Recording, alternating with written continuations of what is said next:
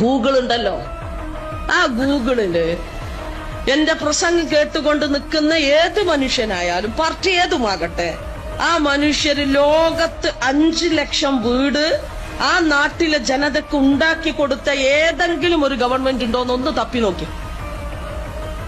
India രാജ്യത്തിനകത്ത് പാവപ്പെട്ട മനുഷ്യർക്ക് ഏതെങ്കിലും ഒരു സംസ്ഥാനത്തിനകത്ത് 5 ലക്ഷം വീടുണ്ടാക്കി കൊടുത്ത ഒരു ഗവൺമെന്റ് ഉണ്ടോന്ന് പരിശോധിക്കേ. ഇല്ലല്ലോ. ആ വീടുണ്ടാക്കി കൊടുക്കാൻ വേണ്ടി തീരുമാനിച്ചതിന്റെ പ്രവർത്തനം തുടങ്ങിയപ്പോഴാണ് നമ്മളെ നരേന്ദ്രമോദിന്റെ ഒരു കത്ത് സഖാവ് പിണറായി വിജയന് വന്നത്. ആ കത്തിന്റെ ആദ്യത്തെ 3 വരി ഇങ്ങനെ വായിക്കുമ്പോ ആദ്യത്തെ പാരഗ്രാഫ് എന്റെ ഉമ്മ കണ്ട അൽഹംദുലില്ലാ എന്ന് പറയും. ആദ്യത്തെ പാരഗ്രാഫിൽ പറഞ്ഞത്, ആ വീടുകൾ 5 ലക്ഷം ഉണ്ടാക്കി കൊടുക്കുമ്പോ അതിൽ 25,000 വരുന്ന അതിദാരിദ്ര്യ കുടുംബങ്ങൾക്ക് നിങ്ങൾ 4 ലക്ഷം കൊടുക്കുമ്പോ 72,000 റുപ്യ നരേന്ദ്രമോദിയുടെ ഗവൺമെന്റ് തരാം. തെറ്റുണ്ടാ?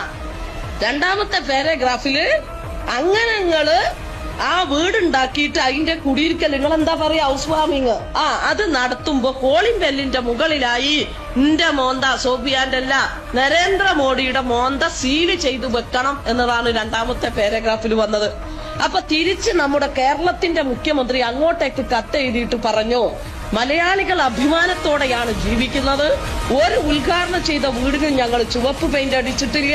EMSന്റെയും AKGയുടെയും പേര് ഞങ്ങൾ ഇട്ടിട്ടില്ല.